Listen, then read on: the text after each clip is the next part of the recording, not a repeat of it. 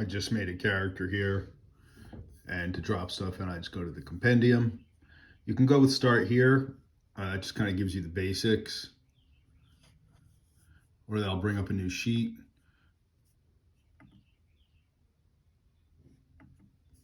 Oh, gotta go back. And let's go to ancestries, and let's say I decide he's going to be a gnome. Drop it. And then it walks you through the basics, tells a little bit about the gnome, and you get an ability boost. Now in this game, you don't allot points per se. The character is built. I'm probably gonna make him some sort of magic user, so I'll give intelligence. There's a bunch of different racial feats or ancestral feats, such as, let's say first world magic, I'll say gnome obsession. There we go. And then you choose a heritage, and that's the type of gnome, and each one actually gives really distinct benefits. Obviously, you're not going to choose half orc. Well, I guess you could be half orc, half gnome, or half elf, half gnome. Dromar is a form of half orc. I still have to read on that a little bit more. But let's say I want chameleon gnome. Again, no Nephilim heritage, just because they don't fit into this game and they're kind of silly in presentation. And changeling, like I said, if someone really wants to be changeling, that's cool. We can talk about it.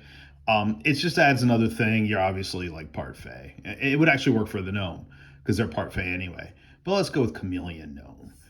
Scroll down and it gives you a little bit about the chameleon gnome here.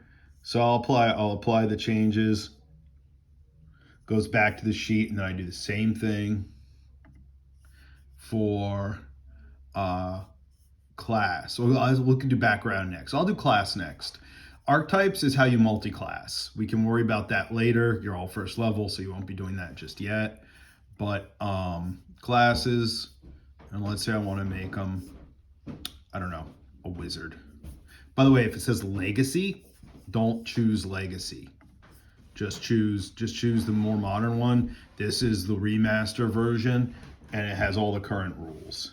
So, and again, unfortunately, the second player core book, which they're holding out some of the cool classes for, of course, isn't going to be out for another couple months. So here I would choose spells. Spells are kind of a pain, having to filter them.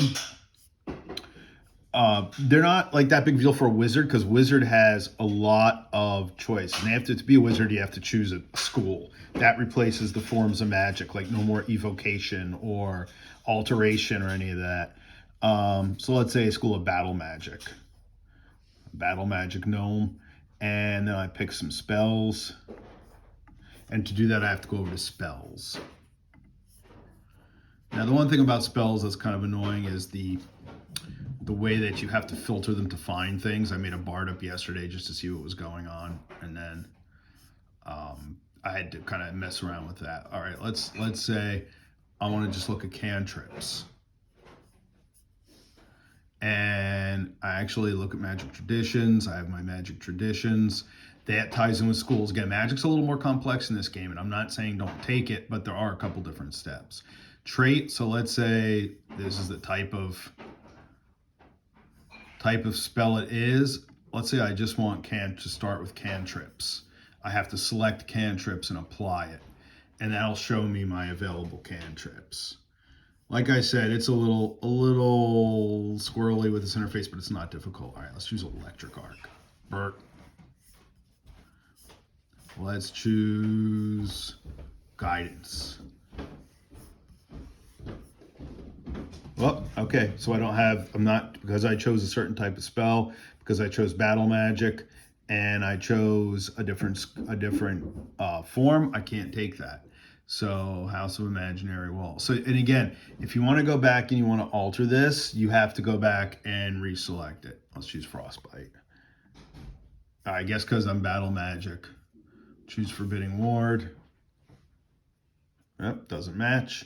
And by the way, of course, if you were in a book, it would just filter this. You could also filter this by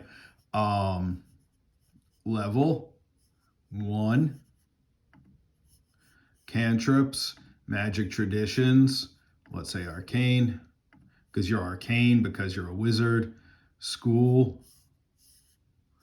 I don't want to filter by school, source. So GM Cormon is fine. Any of those are fine.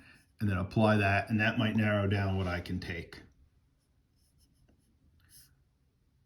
So as you see, my spell list is actually much smaller. Let's take Telekinetic Hand.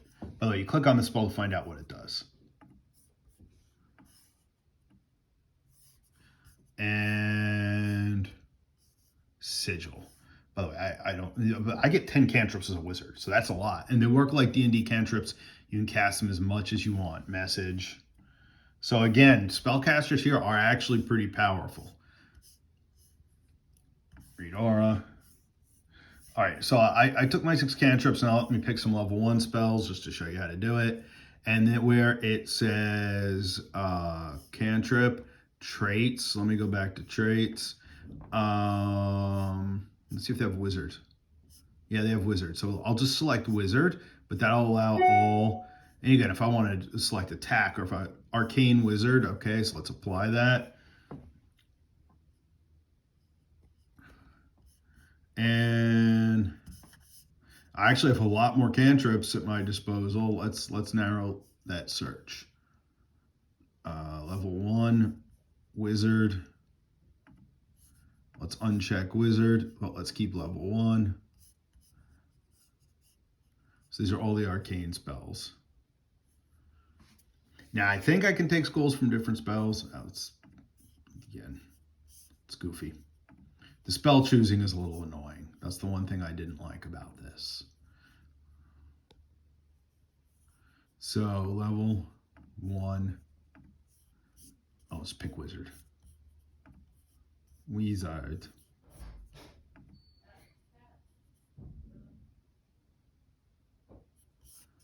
And it's still pretty small list. I think it should be a larger list. Let me just get rid of wizard. Those are tags, by the way, and traits. That doesn't necessarily dictate anything. So level 1 spells, magic, tradition, arcane. Let me see if I can choose from others. So these are all the level 1 spells. So maybe that's just the way to sort it. Level 1 spells.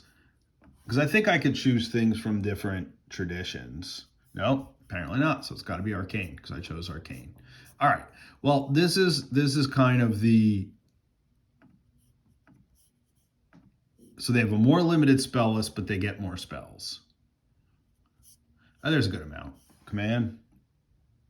There. So I got command. So you have to pick your form of magic, whether it's arcane if you're a wizard, primal if you're a druid.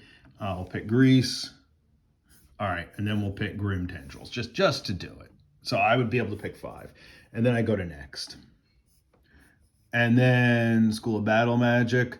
I'd have to look it up. I think these might be things I get for free and can cast repeatedly. Breathe fire.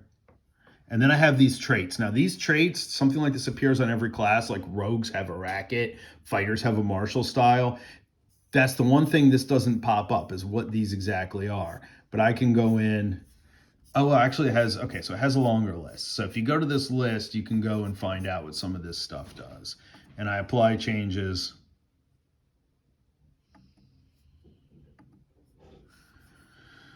And I apply changes. Oh, required. Choose a spell. Breathe fire. Or actually Mystic Armor. Apply changes.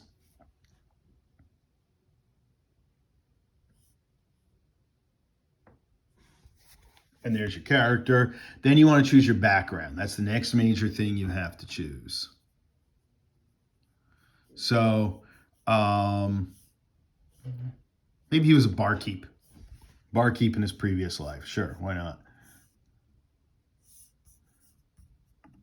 So we'll take barkeep, drop it over there, and you get ability boost for your background. So backgrounds aren't just kind of ephemeral, oh, it can give you a little bit extra skill, or it's just something you role play. Let me give him a charisma boost and apply changes. So that's basically making your character. I mean, so money and stuff we're going to get into later. You each start with 15 gold normally at first level. You might start with less gold because you're pirates. And then I might just give you some access to some things. Like there's rope on the ship. There's oil on the ship. You know, there's things that you're going to always have access to. So I haven't figured that out yet. We'll figure that out later. But anyway, that's it. It's your basic Pathfinder character development.